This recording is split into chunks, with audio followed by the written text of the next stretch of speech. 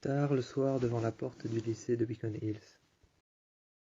C'est à 22 heures que Théo attendait impatiemment la venue de Lydia, qui avait un mauvais pressentiment. Sous la pluie, depuis 2 heures, vêtu d'un simple jeans délavé, de baskets blanches, d'un t-shirt noir et d'un simple sweat à capuche. C'est la semelle de ses baskets blanches contre la porte du lycée qu'il regardait 3 bus à proximité, dont un en diagonale, près d'une aura noire et sombre. Les bras croisés, les cheveux trempés sous la pluie. Chaque goutte d'eau qui tombait lui rappelait la mort de sa sœur. Il se hâtait de voir arriver Lydia, Derek et Styles.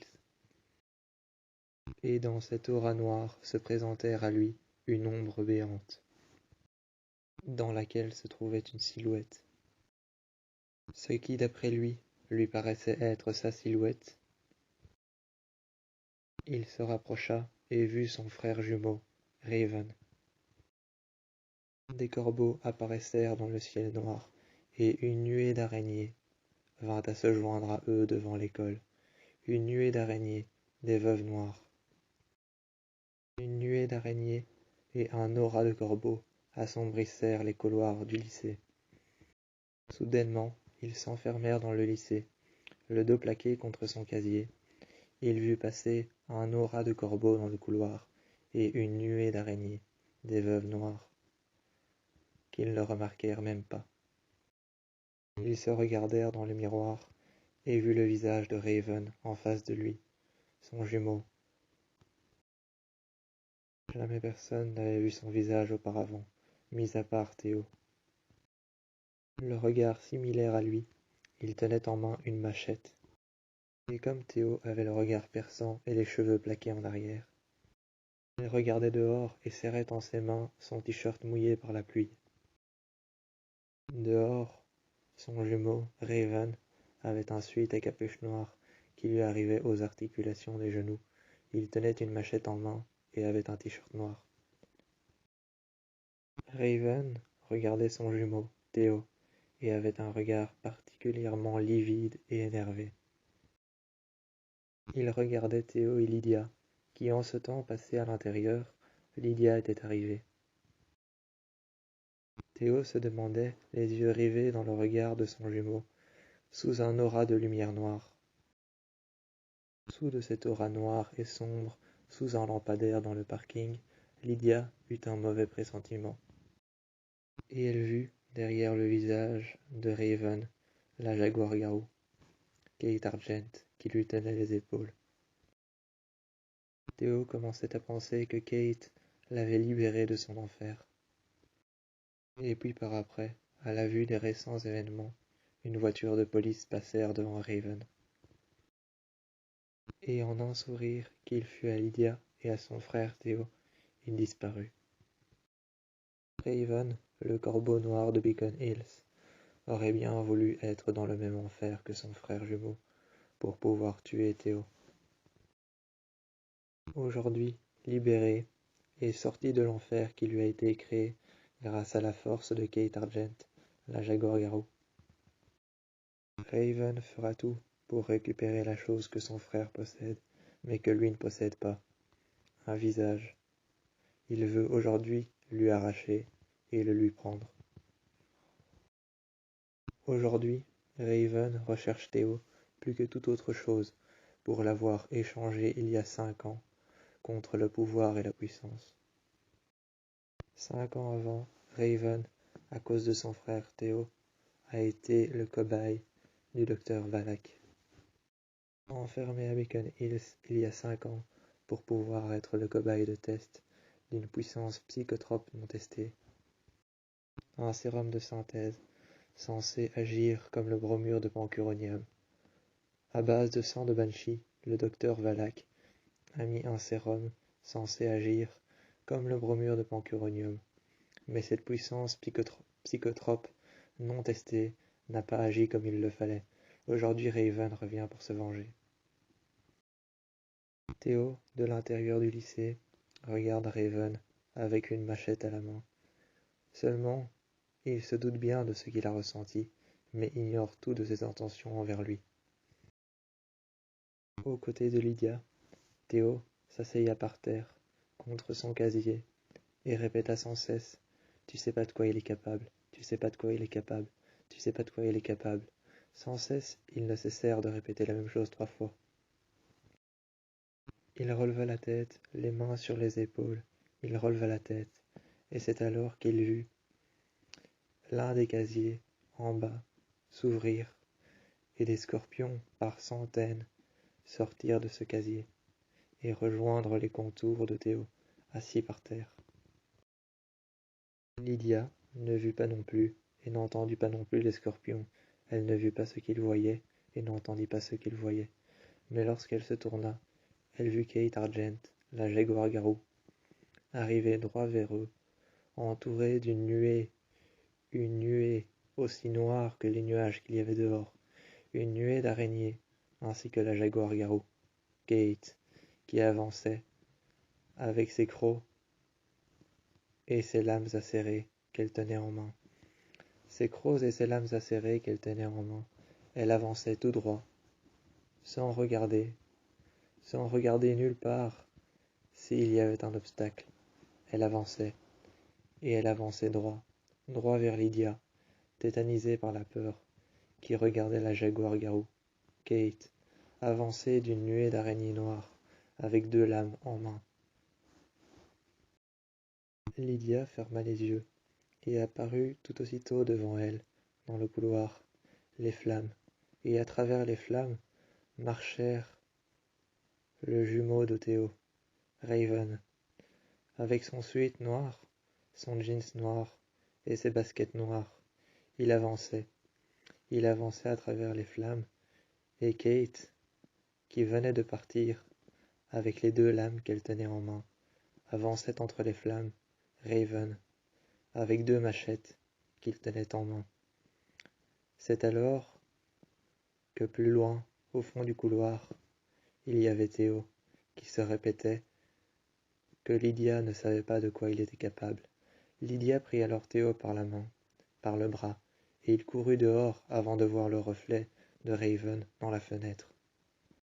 À l'intérieur du lycée, Raven, à l'extérieur, montrèrent alors à Théo et à Lydia, qui étaient à l'intérieur, prisonniers des flammes et des visions, ce que faisait apparaître Raven. À l'intérieur, Lydia et Théo vurent alors à l'extérieur le reflet de Raven, qui montrèrent alors 2 lames, et soudainement le GSM de Lydia vint à s'allumer. Elle répondit, et c'est alors qu'elle entendit le même bruit que les 2 lames que portait Raven dehors, le bruit étouffant de 2 lames qui étaient aiguisées les unes contre les autres. Dans les vestiaires du lycée, c'est en débardeur noir et appuyé contre le mur, à côté des éviers au-dessus desquels se trouvent les miroirs, que Théo, en débardeur noir et jeans délavés, il attendait de manière impartiale l'arrivée de Liam, que Liam ne tarda pas à arriver pour le rejoindre et l'embrasser. À l'aube du premier contact visuel, dans les vestiaires du lycée, Théo retira tout aussitôt son débardeur et passa sa main dans le cou de Liam avant de l'embrasser. À son tour, il descendit le long du dos de Liam, passant ses mains sur ses omoplates, pour ainsi rejoindre le bas de son corps. Passant ses mains sur son bassin, Liam mit sa main sur le cou de Théo et retira ses lèvres d'une légèreté infime. Malgré l'horrible noirceur du vestiaire du lycée, la nuit et la putride odeur de transpiration, Théo et Liam n'étaient pas plus choqués que ça, avant de voir un casque de Lacrosse sur lequel il était inscrit « Je vous vois », courant le plus vite possible jusqu'à la salle de sport, pour ainsi rejoindre le bas de son corps. Passant ses mains sur son bassin, Liam mit sa main sur le cou de Théo et retira ses lèvres d'une légèreté infime. Malgré l'horrible noirceur du vestiaire du lycée, la nuit et la putride odeur de transpiration, Théo et Liam n'étaient pas plus choqués que ça. Avant de voir un casque de lacrosse sur lequel il était inscrit « Je vous vois », courant le plus vite possible jusqu'à la salle de sport. Une fois dans les couloirs, après que l'un des miroirs de la salle de sport ait implosé. Se fracturant elle-même, Théo regardait la glace dans la fissure. Paralysés, ils se figèrent de sang-froid devant le reflet de Raven. Dans la glace brisée le soir, Théo et Liam étaient revenus à la case départ. Dans les vestiaires de Beacon Hills, ils étaient tous deux assis par terre. Et Liam comme Théo, cela était réciproque pour eux deux. Rapprochés l'un contre l'autre, Liam la tête contre l'épaule de Théo. De manière réciproque, ils ressentaient tous les deux les pulsations de leur cœur s'accélérer. Ce soir-là, l'odeur du vestiaire lavé après une journée de cours. Et les tenues de lacrosse lavées et mises en tas à côté de Théo et Liam. L'odeur fraîche des équipements de lacrosse propres et secs. Tous deux regardaient leur casier, quand du plus loin qu'ils ne l'imaginaient, du plus profond des couloirs du lycée, ils entendirent Lydia hurler à plein poumon. Sur son casier, gravé, inscrit et tailladé avec un cutter. Les jours qui suivent, la brûlure va accroître. Et les mœurs du scorpion viendront à leur terme. Face à elle, un guerrier fauve avec Raven, qui ne cessait de dire le règne du corbeau, touche à sa fin lorsque Théo et Liam sont arrivés. Terrorisés, adossés par terre contre son casier. Théo et Liam, juste à côté de Lydia, assise par terre et terrorisée, dit alors à Théo et à Liam, en les regardant dans les yeux, que Scott était en danger, et que dans sa vision, elle avait vu Raven, ainsi que les guerriers fauves, prendre la main de Scott et partir au loin, sans même dire un mot, sans même un regard où se retourner. Le regard de Laura Hill parcourut la silhouette de dos, exposée à un endroit si humble que le centre de la forêt. Laura Hill parcourut la silhouette qu'il y avait exposée dehors, dans les humbles endroits sombres de la forêt. Une immense silhouette parcourut ensuite les sombres endroits béants de la forêt. Cette silhouette énorme parcourut les endroits béants les plus sombres de la forêt. Mais Laura Hill était figée par la peur. Derrière elle se trouvait Derek, qui regardait cette silhouette s'éteindre de plus en plus, jusqu'à en disparaître. Cette silhouette, qui apparut de dos, Laura Hill s'exposa elle-même à cette silhouette. Elle la regardait, et derrière, de manière mineure, s'exposait Derek, qui regardait cette silhouette de lui-même.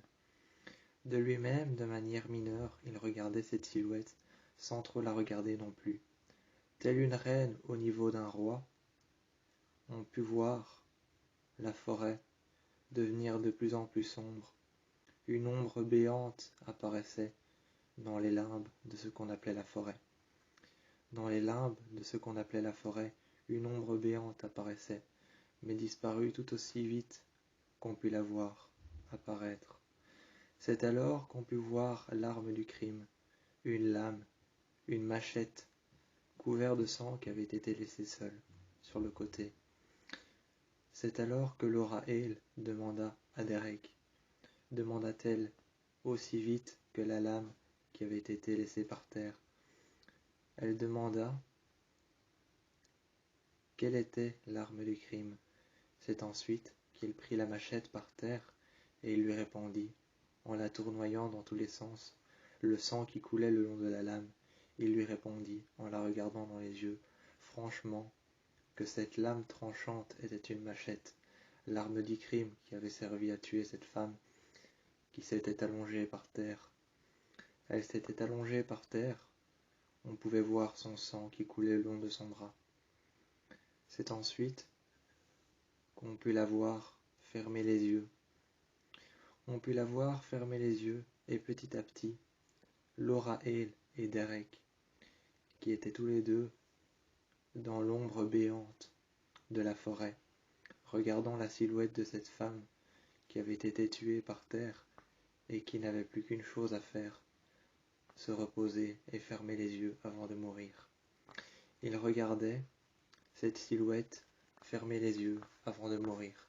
Il n'avait plus qu'une chose à faire, la regarder, et peu à peu qu'il la regardait, il n'entendait plus son cœur, ni même ses poumons, ni même la respiration de cette silhouette, de cette femme. Il n'avait plus qu'une chose à faire, attendre, et c'est alors qu'il n'entendait plus son cœur battre, plus aucune pulsation, et les poumons qui avaient arrêté de battre. Par eux-mêmes, son souffle avait disparu lorsqu'elle ferma les yeux. C'est alors que Laura tourna la tête sur le côté, regarda un arbre derrière lequel elle avait pu percevoir une autre silhouette. Derek tourna la tête, se mettant devant Laura, sa jeune sœur. C'est alors qu'il tourna la tête et regarda l'arbre derrière lequel elle avait vu une silhouette, une ombre paraît-il. C'est alors qu'il regarda cette ombre, mais rien ne lui paraissait cohérent. Ce ne pouvait pas être un animal, ni même quelqu'un qu'il connaissait, encore moins une connaissance ou un humain. C'est alors qu'ils partirent tout simplement. Et derrière cette ombre qui était derrière cet arbre, se trouvait Raven, le frère jumeau de Théo, qui approcha cette femme. Derrière cette ombre qui était le frère jumeau de Théo, Raven, qui s'approcha de cette femme et qui lentement s'exposèrent à lui, laissant derrière lui des traces. De manière impulsive, il déposa sa machette, couvert de sang, sur son torse. Il se mit à l'ouvrir, tel un médecin légiste, à regarder à l'intérieur de son corps et à lui prendre son cœur. Une fois arrivé à l'hôpital, le regard de Laura et de Derek parcourut de manière synchronique la pièce. C'est alors qu'ils regardaient, tous les deux, cette table en métal sur laquelle se trouvait le cadavre de cette femme qu'ils avaient trouvée dans le noir, sous l'ombre béante des sapins. Sous l'ombre béante des sapins, des arbres de la forêt, cette femme qu'ils avaient trouvée était posée sur cette table froide en métal. C'est alors qu'il put voir autant Laura que Derek, qui parcourut de manière synchronique cette pièce blanche dans laquelle se trouvait cette table en métal. Exposés sur cette table en métal, les néons blancs qu'il y avait juste au-dessus scintillaient. Les néons blancs qu'il y avait juste au-dessus du cadavre scintillaient et rendaient la pièce encore plus immaculée et blanche. C'est alors qu'on put voir arriver Mélissa, apparue dans la pièce comme si elle n'était jamais là, comme si elle n'était jamais venue. Apparut alors Mélissa dans la pièce, comme si elle n'était jamais venue. Cette pièce, pourtant petite, qui paraissait immense, troublée par la perception de cette table froide qu'il y avait juste devant eux, à un niveau incertain qu'ils ne pouvaient pas décrypter comme haut ou comme étant bas. C'est alors qu'il put voir l'arme du crime, dans un pot en métal transparent. Un pot en métal transparent ou en verre, à l'intérieur duquel il y avait une machette. Ils regardèrent alors tous les deux, au-dessus. Il vit alors la machette qui était en train de tremper dans du sang qui était mélangé à de l'eau rouge dans laquelle trempait l'arme. C'est ensuite, demanda-t-elle, Laura, demanda-t-elle à Mélissa, que faisait cette machette dans de l'eau? C'est alors que par la suite Mélissa lui répondit que c'était pour la stériliser, car par la suite, en tant que légiste, elle allait peut-être l'analyser ou peut-être s'en servir. Elle se dirigea vers le robinet. Et fit couler de l'eau, assez longtemps pour que l'évier se remplisse. C'est alors que l'évier s'était rempli. Par la suite, elle retira la machette et trempa une nouvelle fois dans une eau qui était plus neuve et plus simple. Une eau qui était plus neuve et plus simple, beaucoup plus lavée et stérilisée. Beaucoup plus lavée et stérilisée, cette eau qui avait été mélangée à un produit spécial dans laquelle elle trempa par la suite la machette. Elle la reprit par la suite et elle la déposa à côté du cadavre. C'est ensuite, en mettant des gants en latex, sous cette lumière blanchâtre, en mettant des gants en latex noir, elle saisissa alors tout de suite une lame. Elle saisissa une lame et une bonne douzaine de fois, elle regarda alors les blessures, en faisant des incisions, les unes après les autres, elle regardait la profondeur des blessures, tout en faisant des incisions, une bonne douzaine de blessures, d'une bonne douzaine de centimètres. C'est alors que de manière égale, toutes les blessures correspondaient les unes aux autres. Au couteau, elle se mit alors à parcourir le corps. C'est alors qu'elle parcourut le corps au couteau, faisant une incision en Y. Cette incision en Y, qui démarrait de la moitié de ce qu'on pouvait appeler le buste, qui parcourait ensuite les omoplates, et qui allait ensuite jusqu'aux épaules, parcourant tout le ventre, on put la voir écarter la chair et le sang. Avec un engin très spécial, on put la voir écarter la chair et le sang, ainsi que la peau qui se redressait sur elle-même. C'est ensuite qu'avec la possibilité d'un engin spécial qu'elle prit sur le côté, la possibilité d'une arme qu'elle prit aussi sur le côté, elle retira ensuite les tissus musculaires.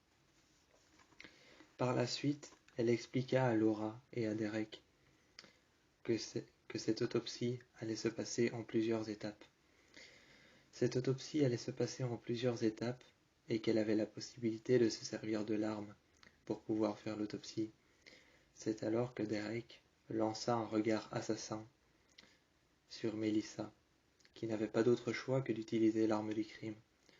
Ses mains tremblaient, elle avait un scalpel en main, et ses gants de latex, eux, étaient couverts de sang.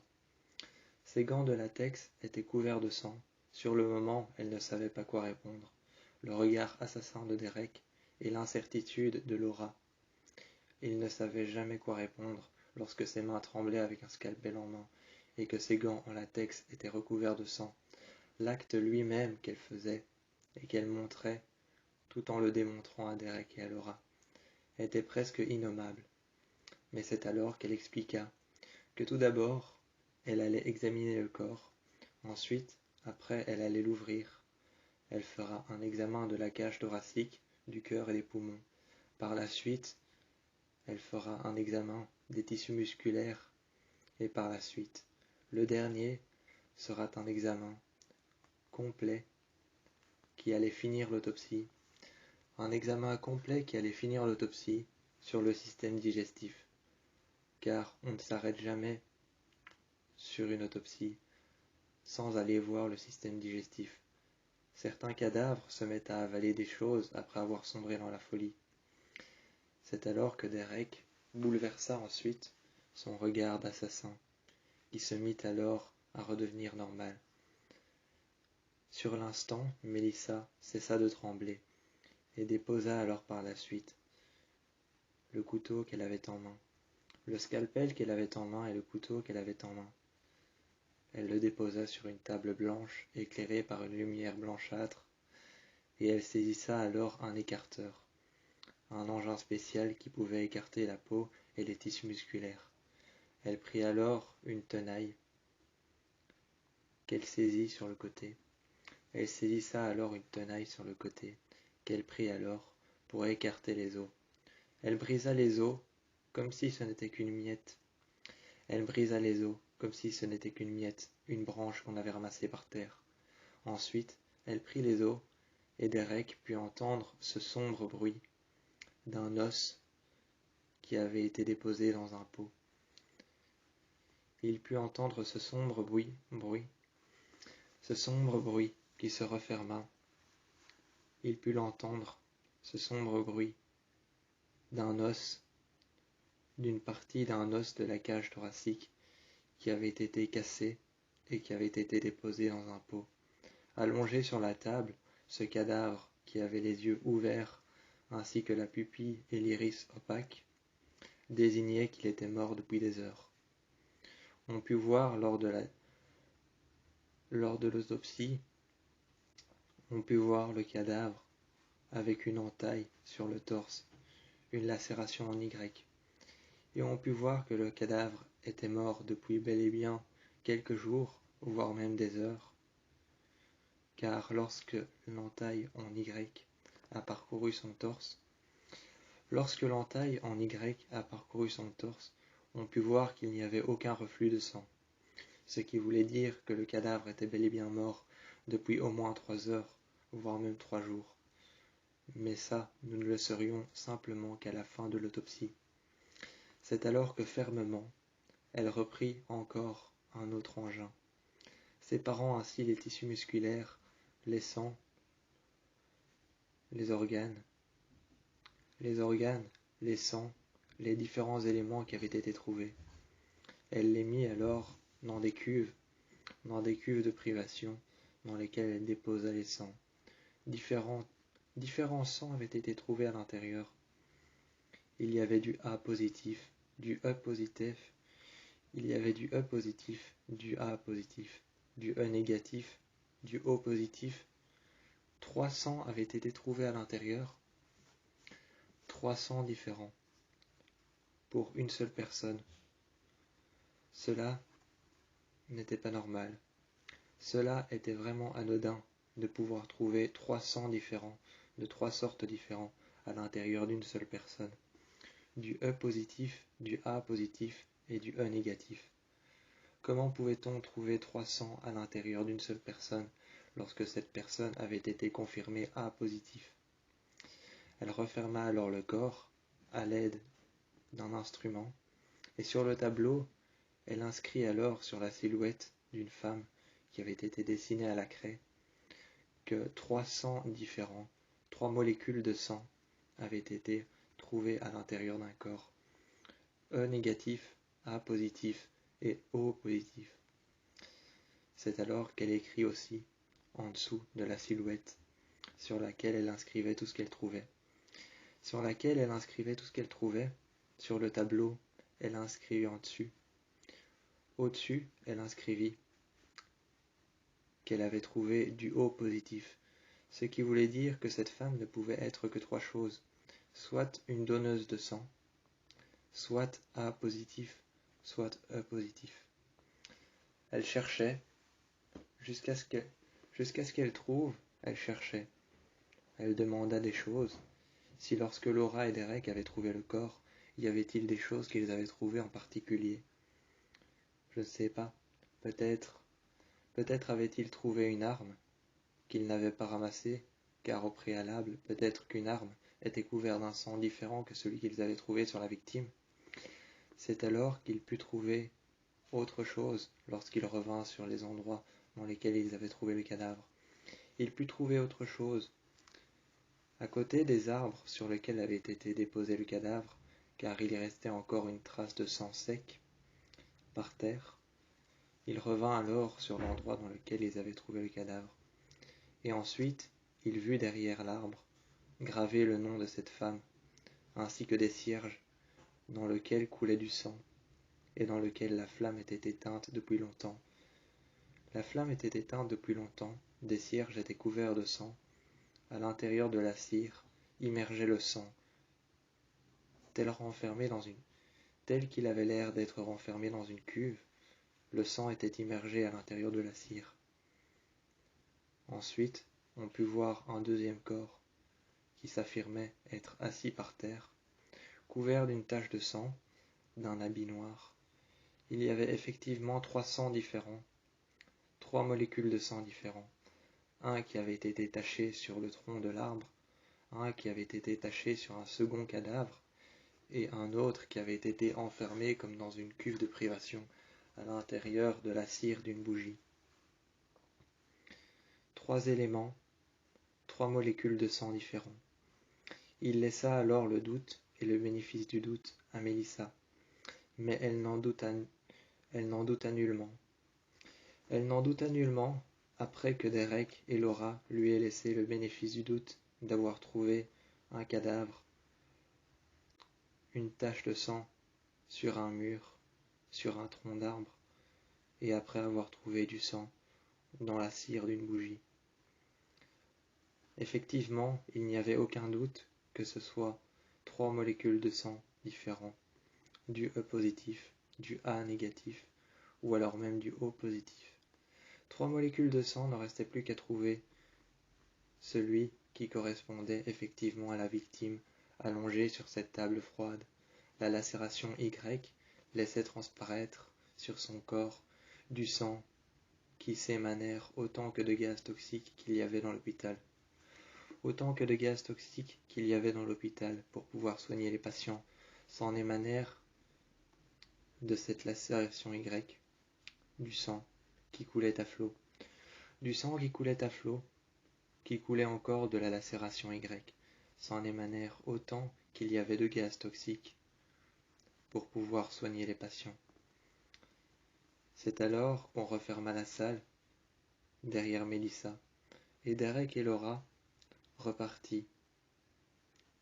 Il repartit sans même se demander quoi, sans même se demander pourquoi, et sans même se redemander où ils avaient trouvé les cadavres et pourquoi un deuxième cadavre était apparu lorsqu'ils étaient revenus sur les traces de ce même cadavre qui était allongé dans la salle d'autopsie avec Mélissa. C'est alors que Derek posa une question à sa sœur, Laura, et lui dit alors « Tu as d'autres éléments clés comme ça ?» Aucun, répondit-elle. C'est alors que brutalement, du sang se mit à couler du plafond. Sans même savoir pourquoi, y avait-il un mort au-dessus d'eux? Y avait-il une personne qui avait sombré dans la folie et qui venait de mettre fin à ses jours? Personne ne savait quoi. C'est alors que plus tard, encore plus tard, il revint à l'hôpital, voir si Mélissa avait terminé l'autopsie, et le sang qui coulait du plafond était resté, tout aussi sec et tout aussi frais qu'il ne l'était avant. Derek remarquèrent alors une silhouette dans l'ombre qui était tout au fond du couloir. Le couloir qui était peu éclairé, cette silhouette tout au fond, ils la remarquèrent, et il marcha jusqu'à cette silhouette, sans même crier son nom. C'est alors qu'il se mit à côté de cette silhouette qui ne bougeait plus. Paralysée par la peur sûrement, elle regardait le sang. Elle avait les yeux figés vers le haut, et elle ne bougeait pas. C'était peut-être une crise de tétanie. C'est alors qu'il se tourna, et cette jeune femme s'avérait être Lydia, qui se mit soudainement à hurler et à s'abaisser sur le sol. Elle se mit alors à s'abaisser sur le sol. Elles s'agrippèrent au sol comme si elles n'avaient jamais vu de sang auparavant. Cela la terrifiait. C'est alors qu'elles s'agrippèrent au sol, se mit alors à crier. Sur ses genoux, elle put voir apparaître du sang tout autour d'elle, sur les murs, sur le plafond. Cela coulait à flot tout autour d'elle. C'est alors que Derek essaya de la calmer. Mélissa entendit ce bruit strident, un cri provenant de la bouche de Lydia. C'est ensuite qu'ils apparurent dans le couloir, des personnes, des malades, les uns après les autres, des malades les uns après les autres, parcoururent les couloirs, mais Lydia ne voyait rien, personne, juste du sang, couler du plafond et atterrir jusqu'au sol. Cela était un vrai cauchemar éveillé. Derek essaya de la calmer, mais cela ne fonctionnait pas. Par la suite, il appela Scott, et ensuite, après avoir appelé Scott, il ne répondit pas. C'est ensuite qu'il appela Styles, qui lui répondit, mais Scott ne répondit pas. C'est alors que Styles arriva avec sa Jeep, Il emporta ensuite Lydia à l'arrière, qui était paralysée par la peur, et il arriva chez Scott, occupé de chercher quelque chose sur Internet, un élément clé par rapport à ce cadavre, car il avait été prévenu par Derek. Il cherchait ensuite un élément clé sur ce cadavre, avec Kira, qui elle ne savait pas et n'était pas au courant de toute cette histoire. Ensuite, ils commencèrent à se justifier, et dit alors que c'était pour ça qu'il ne répondait pas. Il cherchait des éléments clés. Derek apporta Lydia sur le fauteuil, qui commencèrent à trembler légèrement. Et par la suite, elle ne sortit qu'un seul mot, qu'elle avait vu. Mais vu quoi? Personne ne savait ce qu'elle avait vu. C'était le seul mot qu'elle sortit. Le seul mot qu'elle dit, qu'elle prononça, c'était qu'elle avait vu. Elle avait vu quelque chose. Mais quoi? Tout le monde se posait la question. Tout le monde lui posait la question. Mais dans un silence infâme et brutal, qui saisissa la pièce de plein pied, on put voir, percer à travers ce silence, qu'elle avait vu un homme allongé par terre, avec le visage de toutes les personnes qu'elle connaissait. Victime après victime, des hommes et des femmes allongés par terre, avec le visage de toutes les personnes qu'elle connaissait. Allongées par terre, ces personnes qu'elle connaissait ou qu'elle ne connaissait pas, de manière capitale ou de manière opportune, elle les vit, les paupières fermées, la gorge tranchée et les poignets lacérés, une cierge de sang qui était mise devant le cadavre, et tout autour de ces cadavres, ou plus ou moins les cadavres autour de quelque chose, plus ou moins les cadavres autour de quelque chose, pas tout autour de ces cadavres, se trouvait le Néméton. Le Néméton, cette souche d'arbre qui n'apportait que malheur et désarroi. Cette souche d'arbre qui n'apportait que malheur et désarroi, être surnaturel ou encore loup-garou, jaguar-garou ou coyote-garou, peu importe la chose, cela n'avait aucun lien avec le Néméton. Mais ces cadavres y étaient entourés, c'est-à-dire qu'il y avait peut-être un lien, autre chose que les personnes ou les êtres surnaturels que connaissait Lydia. Par la suite, elle pensait au Néméton. De l'autre côté de la forêt, en un seul regard, il apparaissait une voiture dans un trou béant de la forêt. Dans un trou béant de la forêt, en un seul regard, apparaissait une voiture sur lesquelles se trouvaient les rives de l'eau qui coulait sur les rues. Les rives de l'eau sur lesquelles les rues laissaient couler dans les égouts l'eau qui apparaissait à la pluie qui tombait du ciel. C'est alors que le sang se mélangèrent à l'eau et arrivèrent dans les égouts. En dessous de cette voiture, était une femme qui venait de se disputer avec sa fille, Malia. C'est alors que Malia se sentit alors décontenancée par l'influence de quelque chose. Elle se sentit décontenancée par l'influence de quelque chose. Raven, de l'autre côté de la forêt, ouvrit alors ses bras.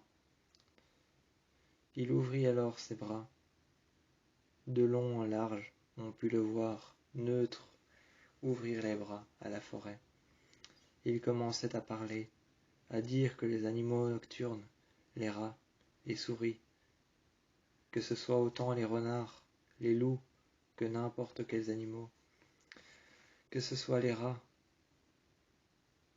que ce soit les hiboux, les animaux nocturnes, décontenancés par la silhouette de Raven qu'elle voyait dans sa tête. Elle voyait la silhouette de Raven dans sa tête, qui ouvrit les bras et qui commencèrent à citer certains animaux, tels que la chouette, tels que le hibou, tels que les aigles, tels que les rapaces ou encore les renards, plein d'autres animaux qui pouvaient être exposés à la nuit. C'est alors qu'elle commença à se sentir décontenancée, voyant sa silhouette dans sa tête apparaître à plusieurs reprises, jusqu'à en voir son regard. Ensuite, elle apparaissait à la forêt, et Raven n'attendait qu'une seule chose, la machette qui était plantée dans le sol. On put entendre le bruit strident de sa machette qui s'enfoncèrent dans le sol, ses pieds qui étaient figés sur le sol. Raven n'attendait qu'une seule chose, que Malia lui vienne, comme les hiboux, comme les chouettes, comme tout autre rapace, ou comme encore les aigles, ou même les renards lui sont venus. les rats, les souris, ou les autres rongeurs de la nuit lui sont arrivés. Il les manipulait. C'est alors qu'il les manipulait. Ils commencèrent à leur parler, à leur dire et à leur dicter des choses qu'ils devaient faire. Malia arriva en courant, tout en essayant d'effacer ses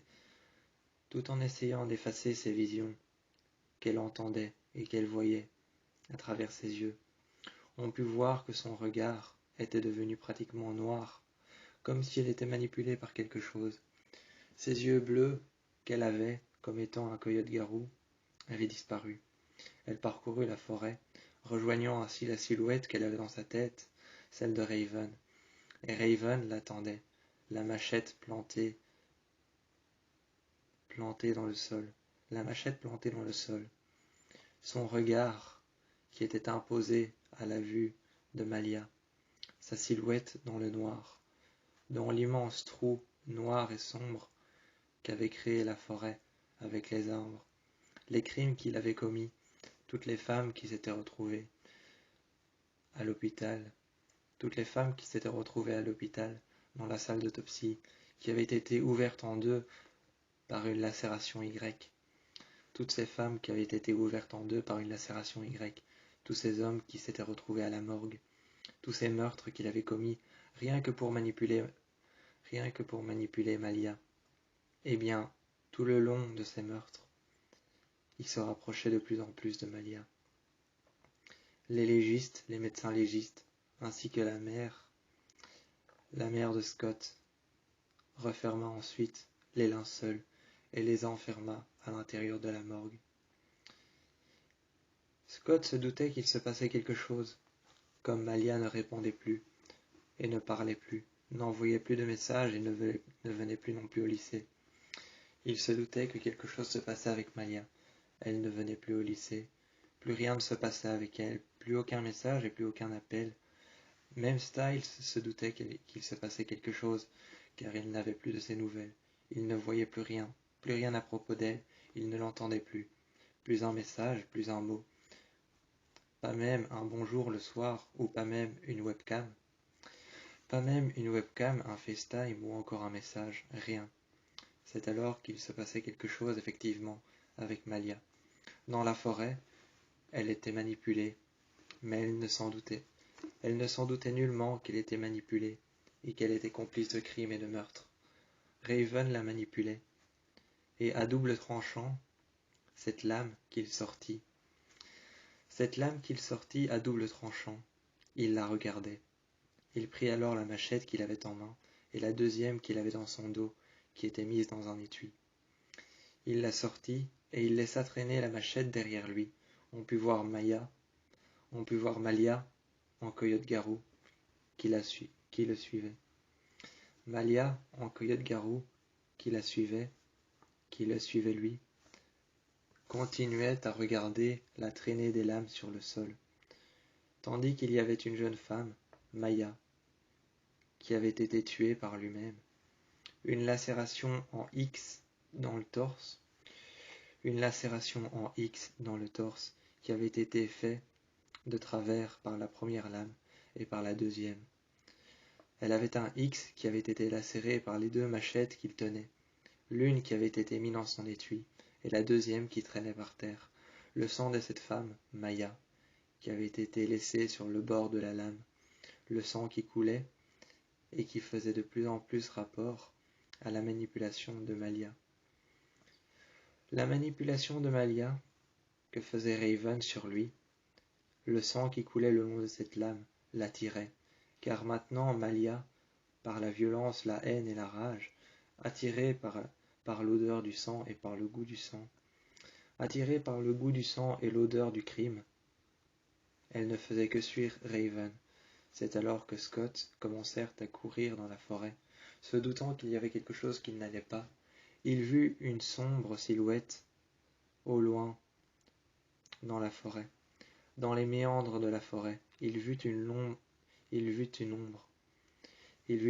dans les méandres de la forêt, une silhouette juste à côté d'une autre silhouette. C'est alors qu'il regarda attentivement, avec Styles à ses côtés.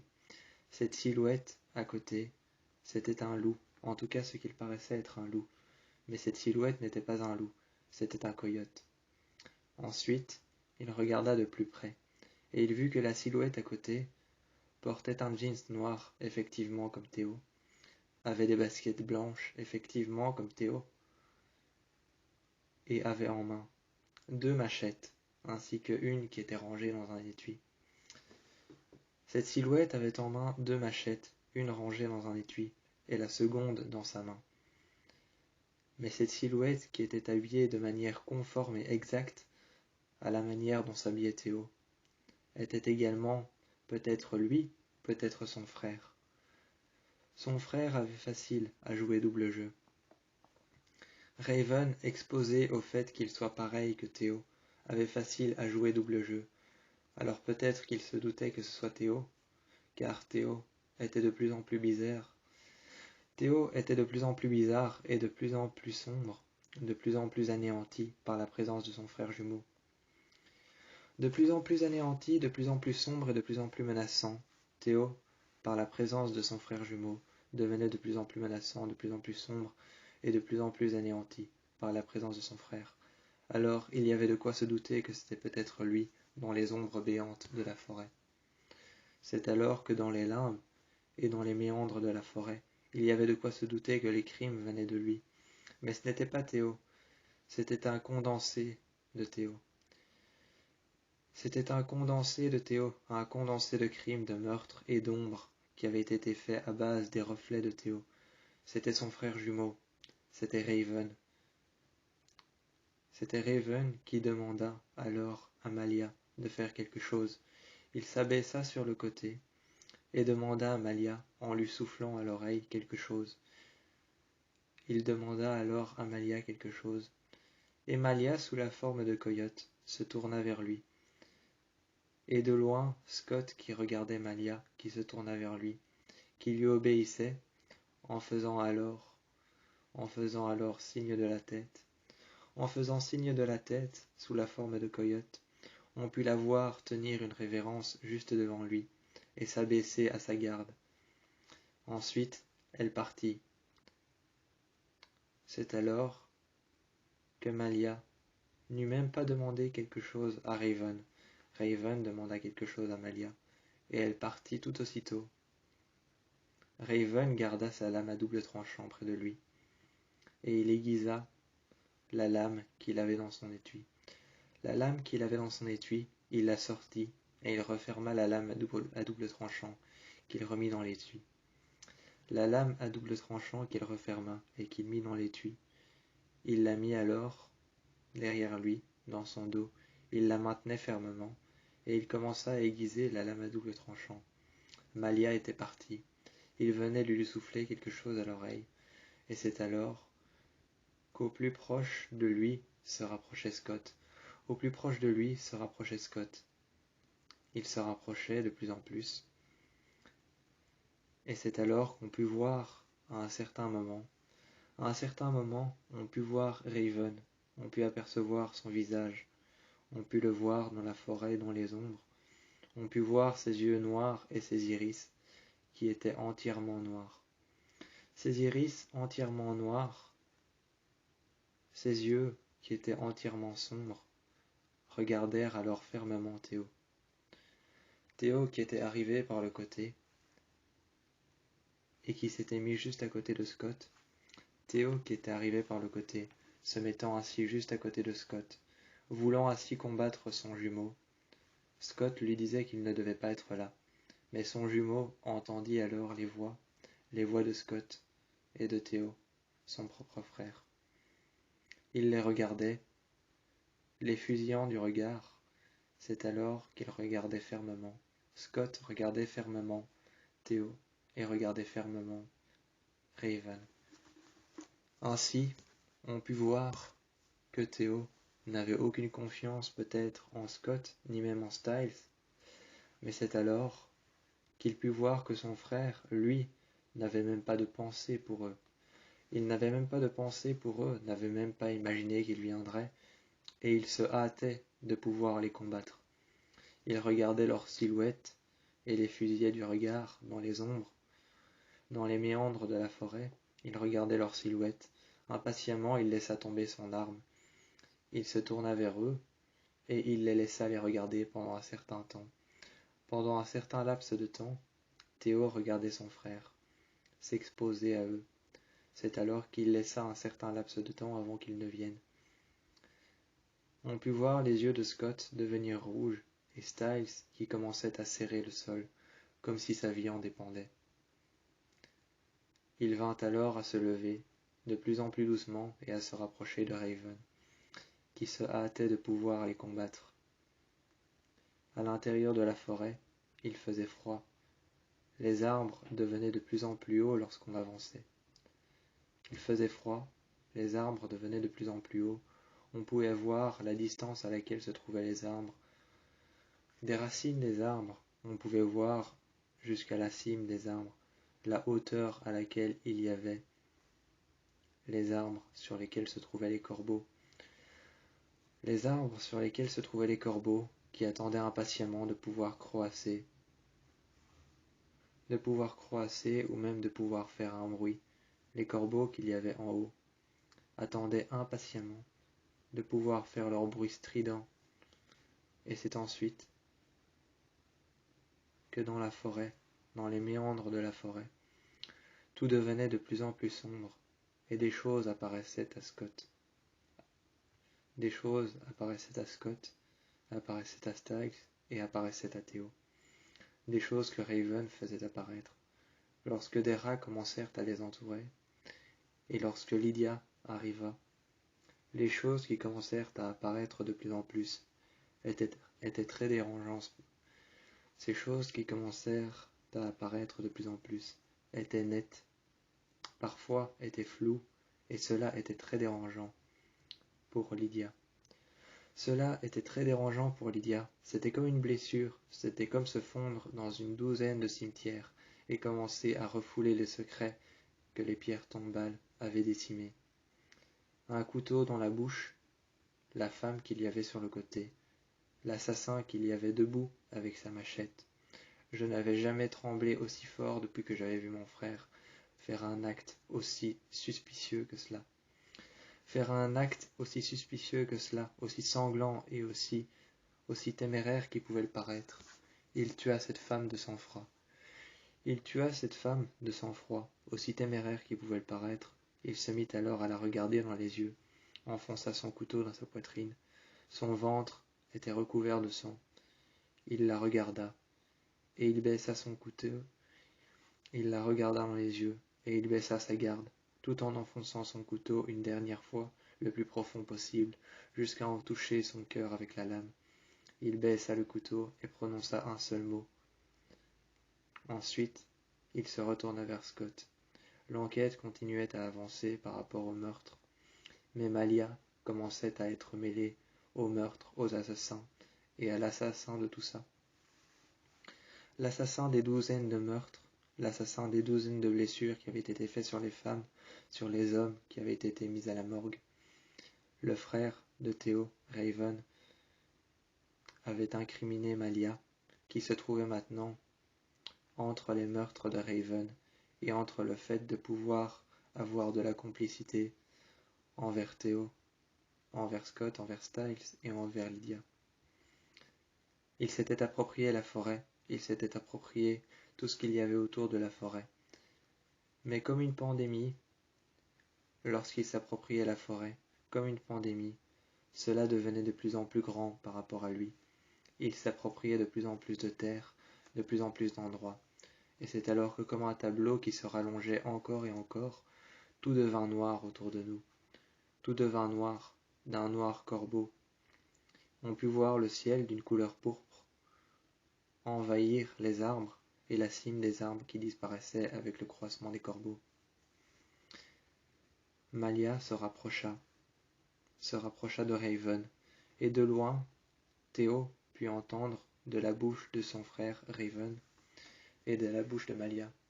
Il put entendre « Tu les as tués ?»« Ouais, je l'ai fait. » C'est ensuite qu'il répéta ce qu'il avait entendu. ce qu'il avait possiblement entendu, il le répéta ensuite à Scott. Il le répéta à Scott, qui demanda alors à Styles qui il avait tué, car Styles pouvait potentiellement être au courant de certaines affaires sur lesquelles travaillait son père, le shérif de la ville. Il pouvait potentiellement être au courant de certaines affaires. Il répéta alors à Styles de quoi ou de qui s'agissait-il, qui avait tué qui et qui l'avait fait. On savait potentiellement déjà que c'était Raven qui avait tué cette personne, mais s'agissait-il du même meurtre, de la même cierge de sang qui allait être retrouvée près du cadavre? Potentiellement, est-ce que son père, le père de Styles, avait travaillé sur une enquête? Non, peut-être pas, le silence était encore présent. C'est alors que Lydia eut une vision. Elle eut une vision d'un cimetière qui apparut devant elle, une pierre tombale sur laquelle se trouvaient les paupières d'une femme qui ferma les yeux. Sur cette pierre tombale se trouvait le visage d'une femme, ainsi que ses paupières qui se fermèrent juste devant elle. Elle lui sourit, et ce fut son dernier sourire. Les mots commencèrent à changer sur la pierre tombale, lui disant de continuer à regarder toutes les pierres, les unes après les autres, qui décimaient de secrets, et qui, à travers les secrets, les mots gravés sur les pierres tombales, elles trouvèrent des anagrammes, les uns après les autres, en rapport avec Raven. C'était comme une réminiscence. C'était comme la présence de quelque chose. Dans sa vision, elles commencèrent à crier, tout en serrant quelques pierres tombales qui étaient en ruine sur les côtés. Quelques pierres tombales qui étaient en ruine sur les côtés. Elles commencèrent à s'acharner sur une pierre tombale qu'elle avait trouvée, un anagramme en rapport avec Raven. Théo se mit à ses côtés pour la rassurer, mais ce ne fut que le début. Ce ne fut que le début de sa vision. Théo se mit à ses côtés pour la rassurer, mais rien n'allait plus, car c'était Théo, c'était le frère de Raven. Elle se mit alors à crier, et elle vit apparaître une silhouette au-dessus d'une tombe, qui lui disait de continuer à regarder. Plus loin dans la forêt, apparaissait une deuxième silhouette. Personne ne savait qui elle était. Ce silence étouffant s'avérait être efficace. Ce silence qu'il y avait dans le parking s'avérait être efficace. Théo, à l'intérieur de son pick-up, ne cessait de réfléchir en regardant son PC. Il cherchait à réfléchir pour une rédaction pour l'école. Pour une rédaction pour l'école, il ne cessait de réfléchir. Mais le silence autour de lui, ce silence étouffant, le laissait suspect. C'est alors qu'il regarda par la fenêtre, et c'est en regardant par la fenêtre qu'il vit ensuite Derek qui allait livrer ses derniers secrets à une personne qui devait le rejoindre. C'est alors qu'on put voir cette personne qui dut le rejoindre et Derek qui allait livrer ses derniers secrets. Ce n'était qu'autre que Chris Sargent, auquel il livra ses derniers secrets. Ce dernier livra ses secrets à Chris Sargent et on put voir Théo à l'intérieur de son pick-up qui se contorsionna sur lui-même pour pouvoir enfiler un jeans avant de sortir. Il sortit, il mit un jeans noir et un t-shirt blanc. Un t-shirt blanc, un jeans noir et ensuite une veste noire, tout comme son jeans. Il sortit et on put le voir. Il passa incognito. Il se mit alors sur le pare-choc de son pick-up et regardait alors tranquillement ce qu'il se passait au loin. Sous la lueur lumineuse d'un lampadaire.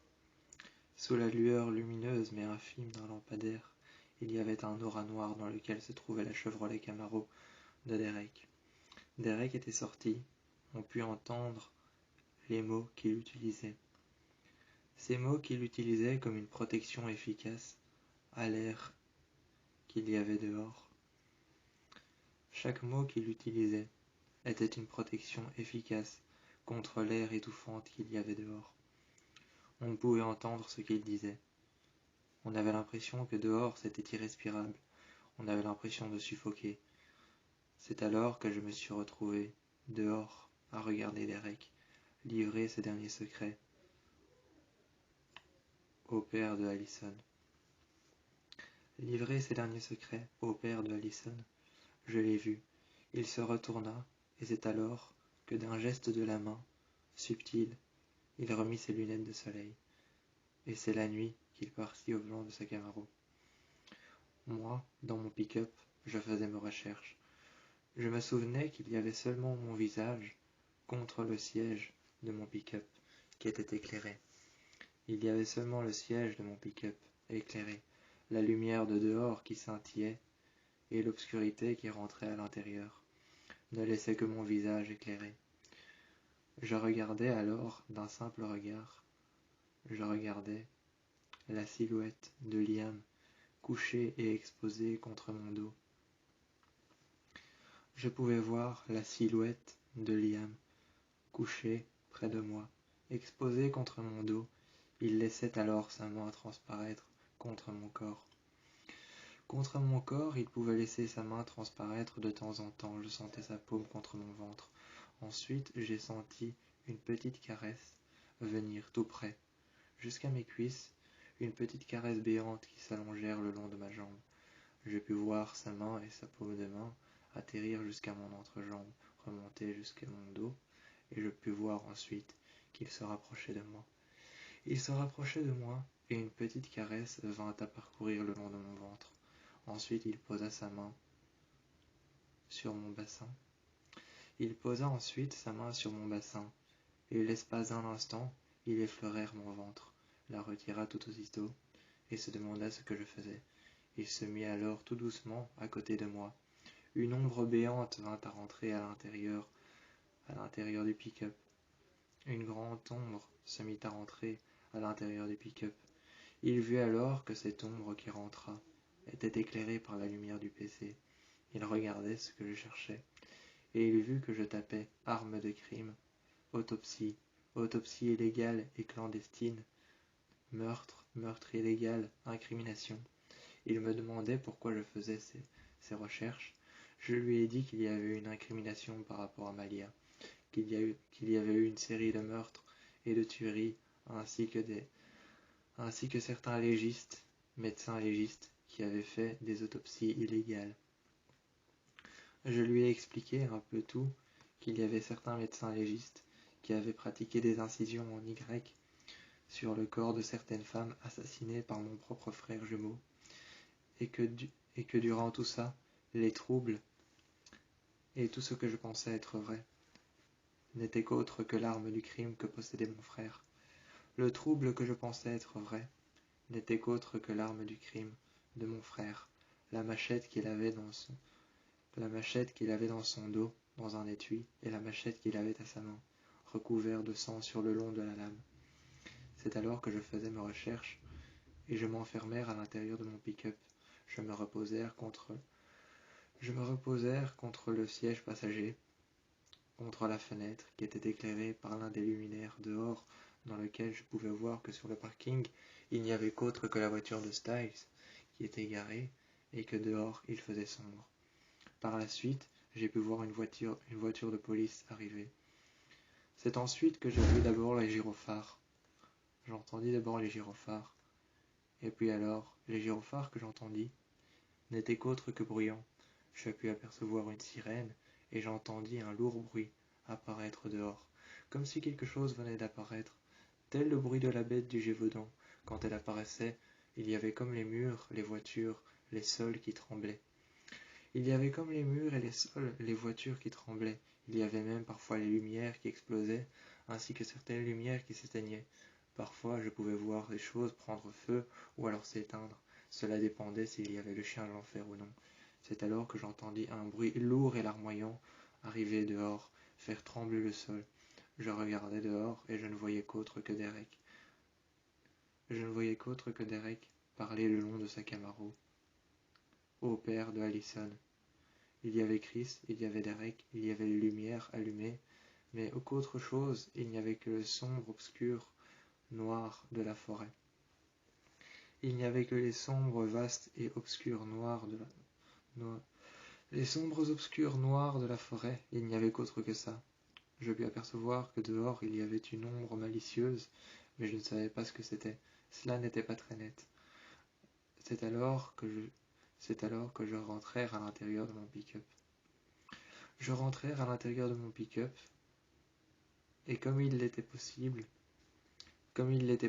et qu'il y avait possibilité que ce soit la bête du Gévaudan, je suis resté à l'intérieur. Je n'avais jamais tremblé comme ça auparavant, je ne savais pratiquement même plus écrire, et c'est alors que je pus voir Liam se mettre devant moi, me regarder dans les yeux, m'embrasser et passer sa main derrière ma nuque. Ensuite, ils relâchèrent ses mains et les passèrent derrière mon dos. Par la suite, ils m'embrassèrent une deuxième fois et relâchèrent ses lèvres contre les miennes. Cela faisait tellement longtemps qu'un bruit aussi lourd ne m'avait pas effrayé. Il n'y avait qu'autre chose que les sombres noirceurs dehors. Les sombres noirceurs, les vastes obscurs qu'il y avait dehors, il n'y avait qu'autre que ça.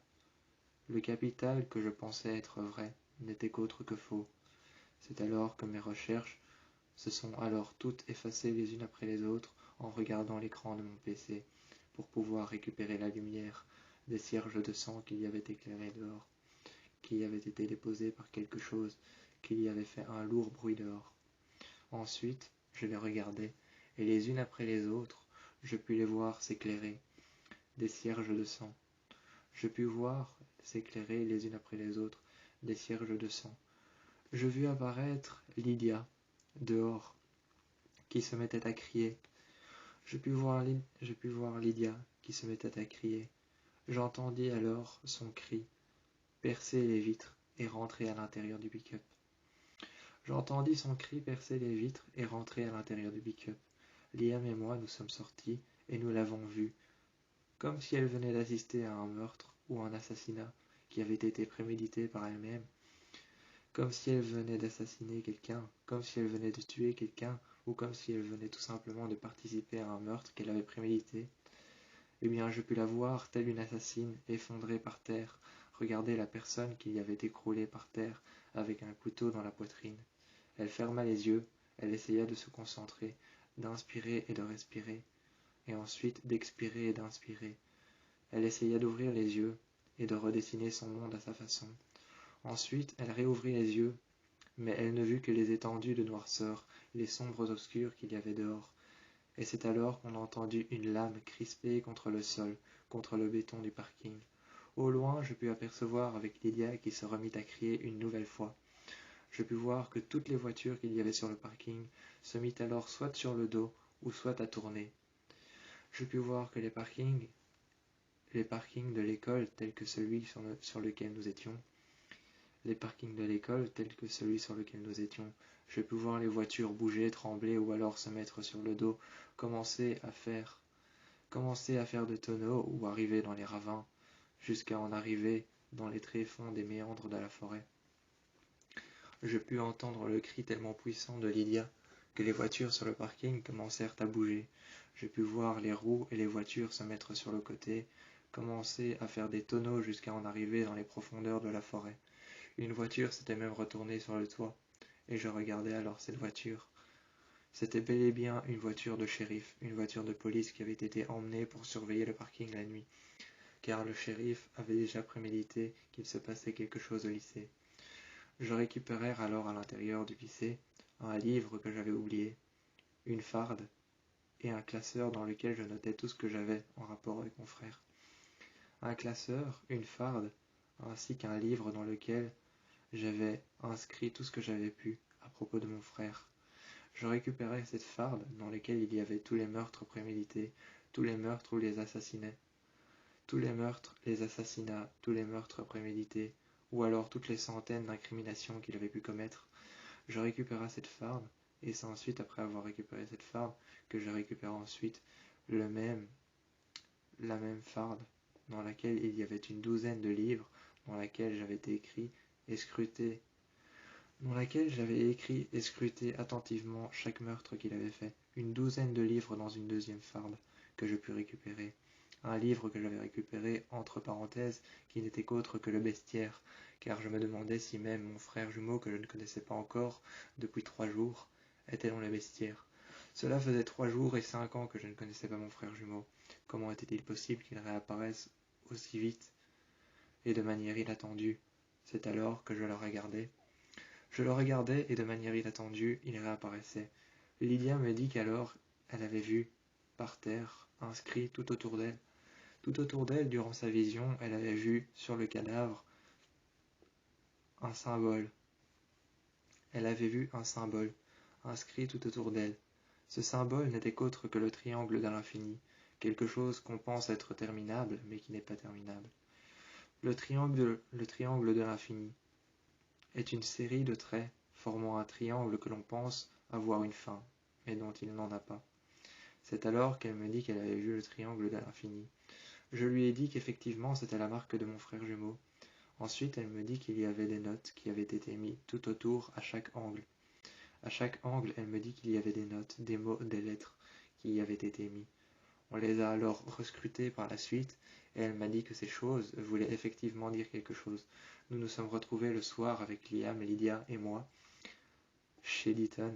Chez Deaton, nous nous sommes retrouvés avec la possibilité d'essayer de comprendre ce que c'était que cette chose, et ce que voulaient dire ces lettres, ainsi que le triangle de l'infini, dont moi je savais déjà ce qu'il voulait dire, et dont j'avais expliqué ce qu'il voulait dire, sa signification, à Lydia et à Liam. C'est ensuite que nous avons rejoint Scott chez Deaton.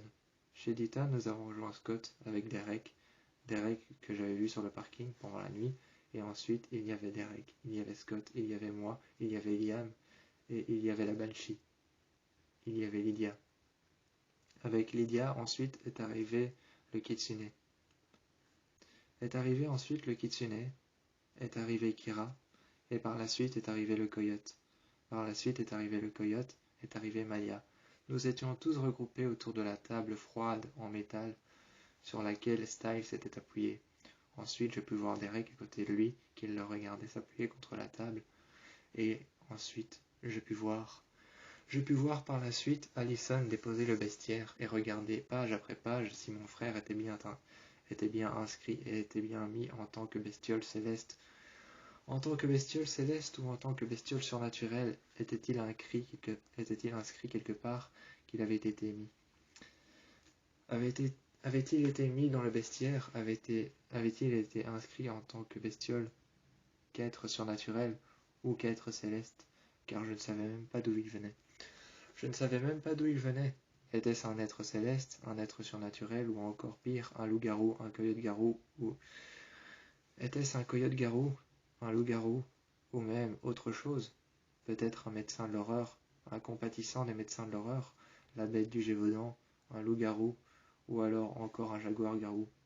Qu'importe la chose qu'il était, je me demandais si c'était une bestiole céleste, un être surnaturel ou encore une personne dotée de pouvoirs surnaturels. J'ai regardé toutes les pages avec Allison, mais nous n'avons trouvé aucune trace de son passage. C'est ensuite que Deaton nous a expliqué que chaque symbole, à chaque angle du triangle, avait une signification. Le triangle de l'infini avait une signification.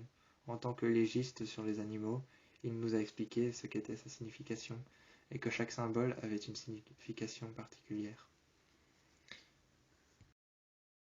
Une sombre voie de métro, à sens unique et parallèle, perçait la lueur des lampadaires sur le bas-côté de la route. Et sur les côtés de la route, Théo, d'un air oublié, certain que les autres avaient conscience de son potentiel et de sa présence plus que dominatrice. Durant la nuit, une coupure de courant était apparue. Allison, étant à l'hôpital, brandissant de plein fouet son arc devant elle, tel un archer, Théo se vit seul, retrouvé seul, face à son frère, Raven. Il se vit se retrouver face à Raven. Il fronça les sourcils, et c'est alors que d'un air peu sûr de lui, voire frustré, sur le visage de Raven, se gravèrent, avec la frustration de Théo, un sourire en coin. Malia, elles furent accompagnées par le shérif Noah Stilinski, avant de se retrouver aux côtés de Styles. Dans la salle d'interrogatoire, Styles réfléchissait, tant bien que mal, à un plan pour trouver une faiblesse à Raven. Malia regarda les boîtes de tri, et les archives, classées par Lydia, qui venait tout juste de partir. Lydia se retrouva, elle seule, face à un mur. Elle se retrouva elle seule, face à un mur, dans une énorme façade. Devant une énorme façade, dans une énorme façade, elle se retrouva seule face à un mur. Une énorme façade, la façade d'Ekenhouse, dans une ruelle sombre et saugrenue. Dans une ruelle sombre et saugrenuble. C'est alors qu'elle se retrouva dans cette ruelle sombre et saugrenuble, dans laquelle elle vit l'énorme façade de Ekenhouse. Cette ruelle sombre, elle vit par la fenêtre d'une chambre, elle vit par la fenêtre d'une chambre, qu'il y avait cette chambre, cette fenêtre barricadée, cette fenêtre qui avait été barricadée par des barreaux. Elle vit la silhouette d'un homme, un homme qui restait là, frigide, neutre. Ou s'agissait-il d'une femme? En dessous de cette fenêtre, contre le mur, elle entendit des pleurs et les cris d'un enfant, une fille. Lorsque Lydia se mit contre le mur, les mains contre la paroi, elle ferma les yeux et vit l'enfant, mort, frigorifié, la peau sèche et noire, ensevelie sous la masse de béton. Elle se mit alors à hurler. Dans la sombre et ruelle saugrenuble qu'elle put apercevoir, dans cette sombre rue, les rues des côtés d'Ekenhouse, lorsqu'elle se mit à hurler, dans les sombres rues des côtés d'Ekenhouse, une porte lui apparut, et derrière, Théo, face à son frère Raven, tous dans une salle dans laquelle les souvenirs changés par Raven apparaissaient à Théo sous forme d'images changées. Lydia avança légèrement, et Théo dit alors « Non, Lydia, non, on est au point d'achèvement. » Furax, il reprit place dans sa propre vie, et dit à Raven. Avant de dire ce qu'il avait à dire à Raven, Raven le regardait, et il haussa les épaules, sans même dire un mot, pour perturber Théo. Théo, dit alors à Raven, c'est fini pour toi, le petit incorrigible tueur, qui a sûrement pensé plus d'une fois à ce bonheur jouissif de me tuer. Styles arriva sur les côtés. Ce fut la première solution qu'ils employèrent tous. Soit 6 jours, 6 mois et 6 semaines avant le cycle d'une éclipse solaire. La conception de la glande pinéale, 666 jours avant la conception de la glande pinéale, émerger dans le fœtus. Cela fit réfléchir Lydia. 6 meurtres, 6 victimes, 6 femmes.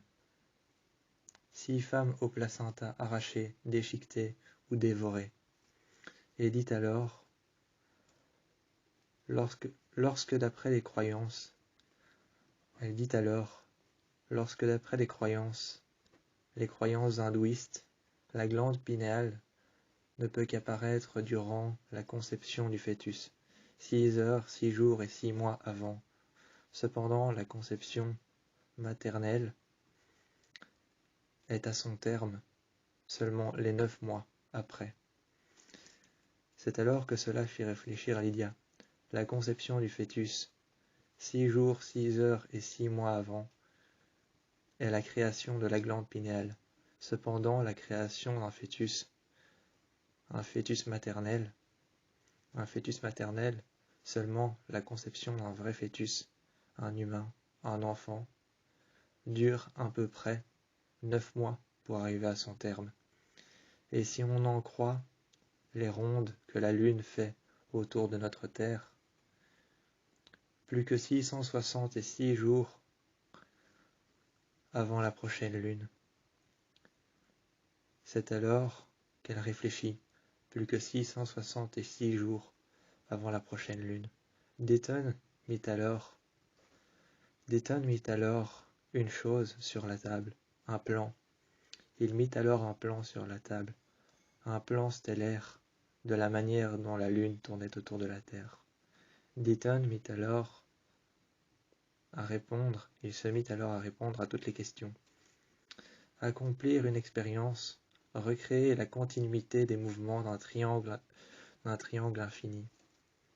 C'est alors qu'il se mit à faire cette expérience avec Styles, avec Lydia et avec Théo. Reconstruire et recréer le mouvement infini d'un triangle infini.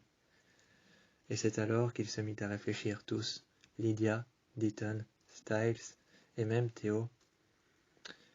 Le mouvement en continuité d'un triangle infini et d'un fœtus immergé dans l'eau, 6 minutes avant son terme, est le même mouvement qu'un triangle infini. Il se mit à réfléchir tous. Théo se mit à réfléchir et dit alors: si ces chiffres et ces minutes ne correspondent pas, cela veut dire quoi?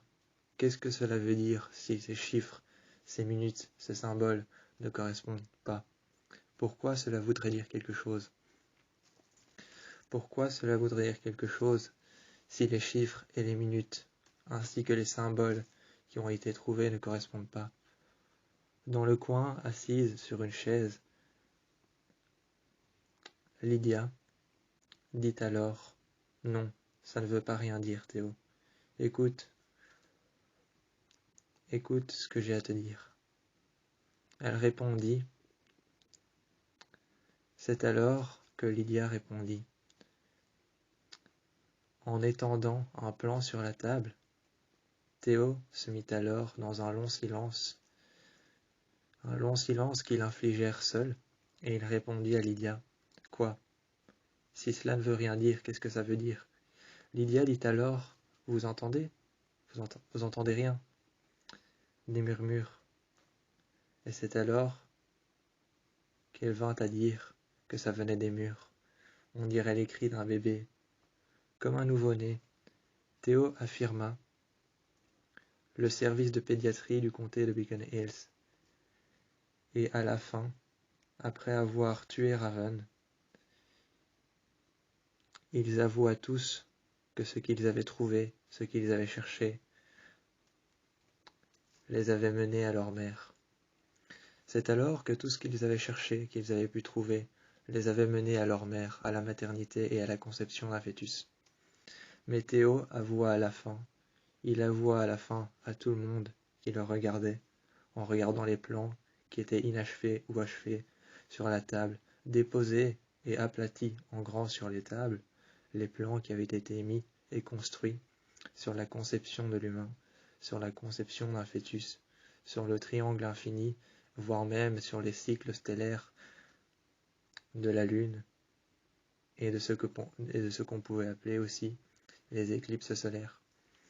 Sur les cycles stellaires, les éclipses solaires, la conception du fœtus, ainsi que le triangle infini, tous ces plans qui avaient été déposés sur la table, qu'ils étudiaient ensemble. Il se mit alors à avouer, en déposant ses mains, la paume de ses mains contre le bord de la table. Styles, qui était lui adossé sur la table, le regardait. Théo affirma alors que le service de pédiatrie du comté de Beacon Hills était l'endroit dans lequel sa mère avait mis fin à ses jours.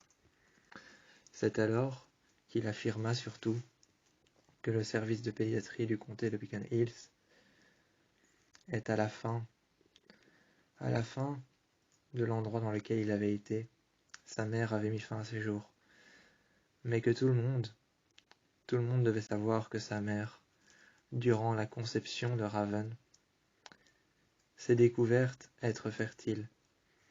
Mais comme elle désirait un enfant plus que tout au monde, et qu'elle ne voulait rien lâcher, il avoua aussi qu'elle avait travaillé au service de pédiatrie du comté de Beacon Hills.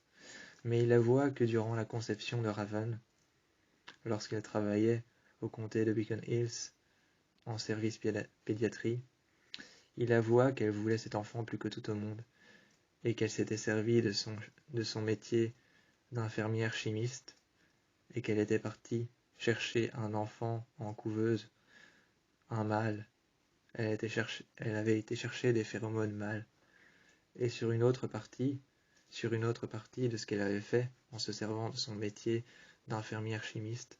Elle avait été chercher des phéromones mâles sur un enfant en couveuse, ainsi que l'ADN de Théo, qu'elle avait mélangé à ce qu'elle pensait être le fœtus encore en vie dans son ventre, qui créa Raven de toutes pièces.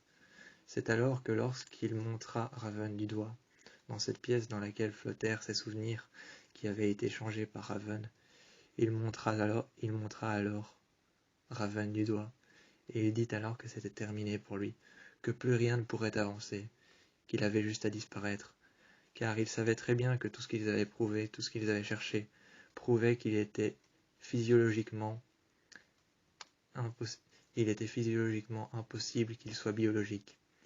Tout ce qu'ils avaient prouvé remettait en question la chose qu'il était physiologiquement impossible qu'il soit biologique. Il était fictionnel, il n'existait pas, il avait juste été fait à base de produits dérivés. Dans cette grande salle blanche, il se mit alors par terre, les jambes écartées. Dans cette grande salle blanche, il se mit alors par terre, se redressa, et métamorphosa son apparence en chimère. Il répétait encore qu'il allait détruire Raven, son propre frère jumeau. Il ne le considérait même pas comme un frère jumeau, mais seulement comme un sous-produit de ce qu'il était, fait à base de produits dérivés. Raven pour lui n'était pas un frère, c'était qu'un sous-produit, un dérivé de ce que lui était, Théo Reiken. C'est alors que Théo se mit les jambes écartées, les jambes peu écartées, et les bras en avant, au niveau de ses épaules. Il se mit alors par terre, se métamorphosa en l'apparence d'une chimère, fonça en courant sur son frère, en criant qu'il n'était qu'un sous-produit de lui-même, et qu'il avait été fait à base de phéromones et à base d'ADN. Il n'était qu'un sous-produit de lui-même. C'est alors qu'il sortit ses griffes. D'un seul coup de griffe, il lacéra l'entièreté de ce qu'il pensait être son frère. Et il disparut, tout comme les souvenirs autour de lui se dilapidèrent. D'un seul coup de griffe, il fit disparaître le sous-produit de lui-même. Raven disparut, autant que la nuit dehors qui fit réapparaître le jour. Tard le soir devant la porte du lycée de Beacon Hills. C'est à 22 heures que Théo attendait impatiemment la venue de Lydia, qui avait un mauvais pressentiment. Sous la pluie, depuis 2 heures, vêtu d'un simple jeans délavé, de baskets blanches, d'un t-shirt noir et d'un simple sweat à capuche. C'est la semelle de ses baskets blanches contre la porte du lycée qu'il regardait 3 bus à proximité, dont un en diagonale, près d'une aura noire et sombre. Les bras croisés, les cheveux trempés sous la pluie. Chaque goutte d'eau qui tombait lui rappelait la mort de sa sœur. Il se hâtait de voir arriver Lydia, Derek et Styles. Et dans cette aura noire se présentèrent à lui une ombre béante, dans laquelle se trouvait une silhouette. Ce qui, d'après lui paraissait être sa silhouette. Il se rapprocha et vit son frère jumeau, Raven. Des corbeaux apparaissèrent dans le ciel noir, et une nuée d'araignées vint à se joindre à eux devant l'école.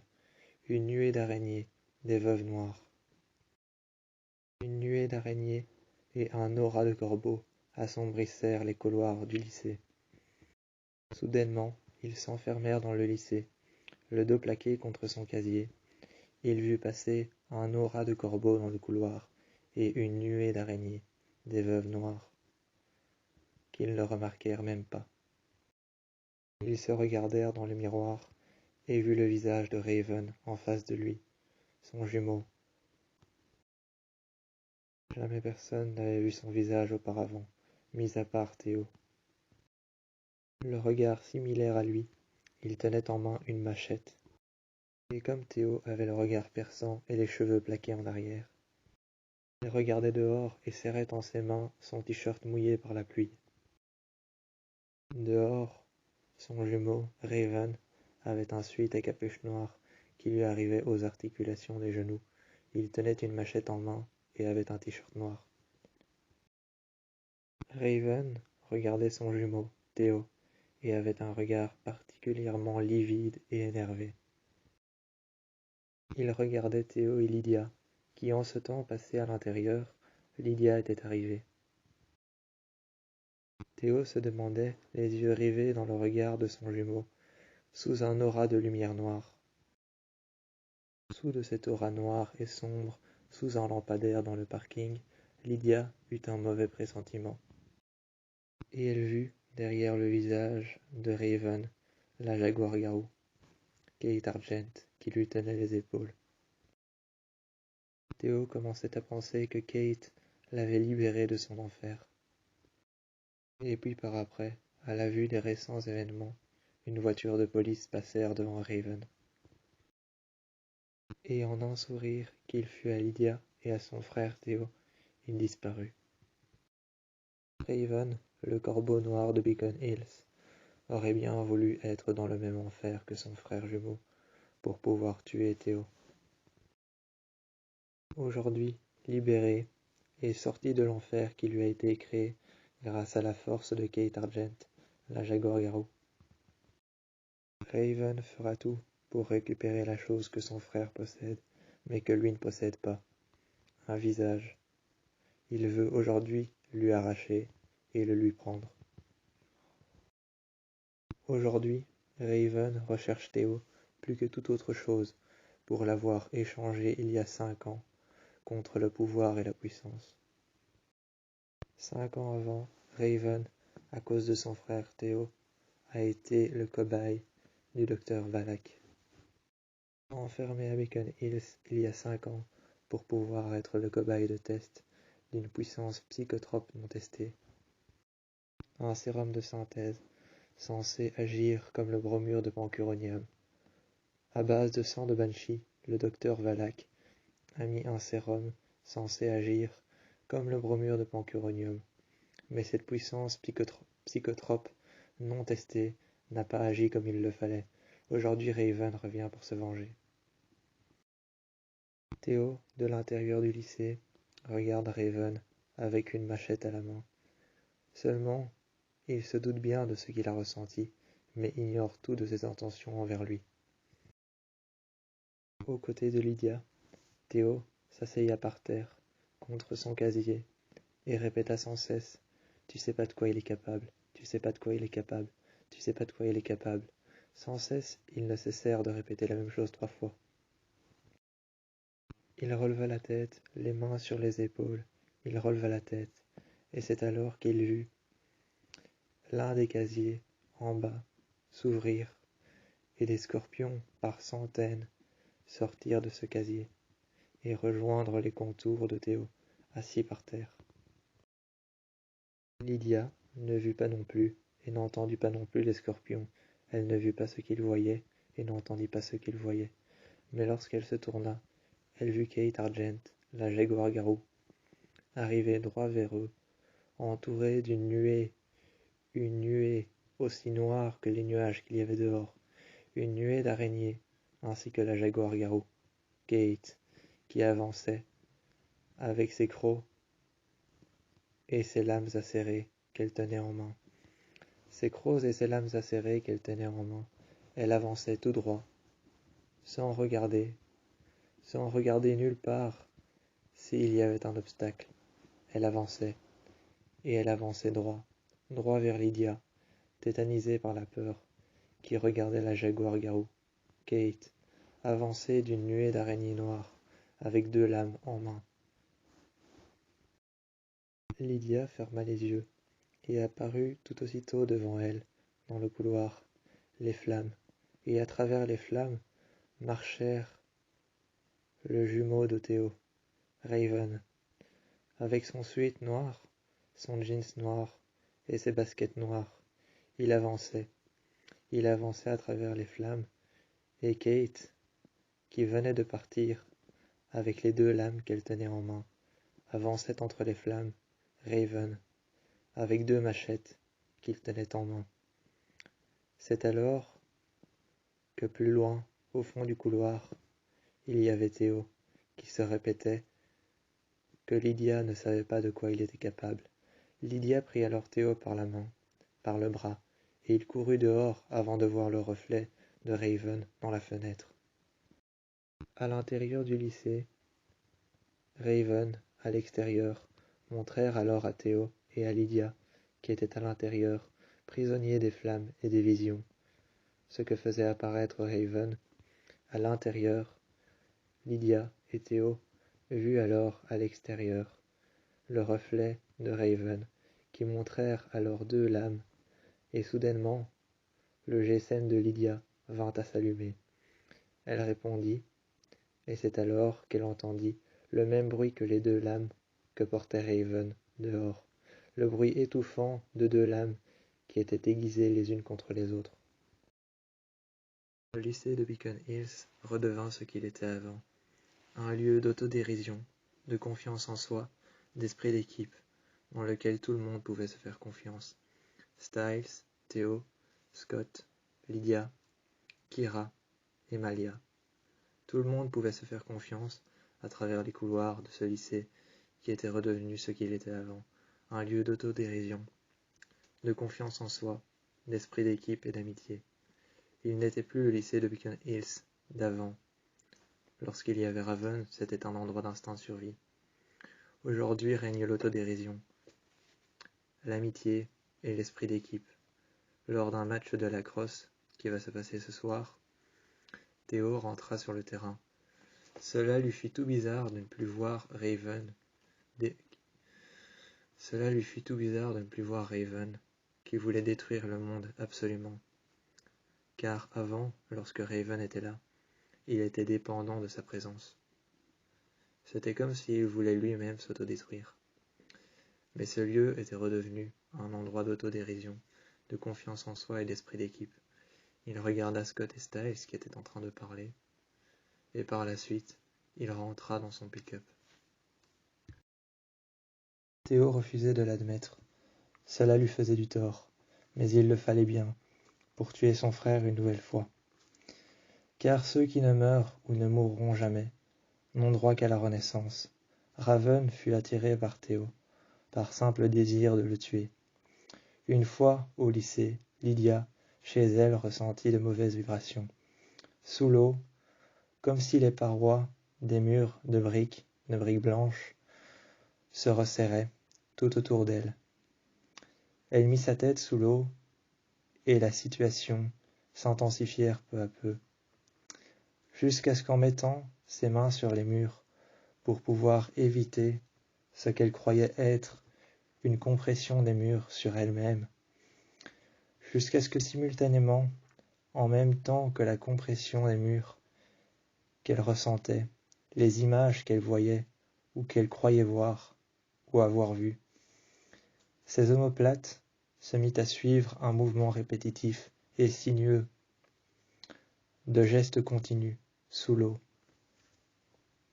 L'eau continuait à couler. L'eau continuait à couler sur ses cheveux, qui suivaient ce mouvement répétitif et sinueux des gestes, les gestes de ses omoplates, les gestes de ses clavicules. L'eau continuait à couler.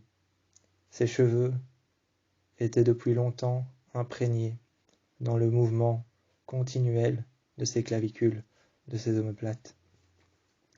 Elle se retrouva, les cheveux mouillés, un t-shirt blanc sur les épaules, et se mit à crier, les genoux au sol, les ongles et les mains, qui se mirent à s'accrocher tellement fort que le sol qu'elle tenait à ses mains et à ses ongles, elles s'accrochèrent tellement fort que le sol qu'elle tenait à ses mains et à ses ongles, elles en laissèrent des traces de son passage. Tellement fort elle fut serrée le sol qu'elle en laissa des traces de son passage, des traces de peau, des traces de griffes, des traces d'ongles qui étaient restées, des traces de son passage, de peau, de griffes et d'ongles qui avaient inséré les murs et le parquet. Des traces de son passage, la peau frigide et le regard noir et cadavérique. C'est avec Théo qu'elle se mit à tenir tête à Raven, aux côtés de Allison, qui brandissait son arc, et Kira, qui fit apparaître le kitsune derrière elle, telle une ombre face au soleil. Le kitsune suivit les mouvements de combat de ses bras. Cela était presque similaire à pouvoir penser que ce pouvait être chorégraphié. Simultanément, Kira brandit son katana devant elle, la lame qui se présentèrent violemment à Raven. En même temps que la lame qui se présentèrent violemment à Raven, la lame de son katana, l'une des flèches de Allison se mirent à transpercer le cœur de Raven. Raven firent alors frapper par la flèche de Allison, et Raven, qui firent frapper par la flèche de Allison, fit apparaître aux yeux d'Allison sa mère avec la flèche dans le cœur. Mais c'est en pleurant légèrement qu'elle put résister, en répétant continuellement dans sa tête qu'elle savait que ce n'était pas sa mère, mais Raven, le frère de Théo. Dans la salle blanche, Théo, en face de Allison, Kira, le katana, dégainé, et la lame, juste devant le cœur de Raven. La flèche qui transpercèrent son cœur. La flèche qui transpercèrent son cœur, le katana dégainé par Kira, le kitsune juste derrière elle, comme une ombre, un aura blanc, orange, rouge, voire même jaune se présentèrent derrière. Le kitsune s'acharnèrent sur Raven. Le kitsune s'acharnèrent sur Raven. Un aura jaune, orange et blanc s'acharnèrent sur Raven.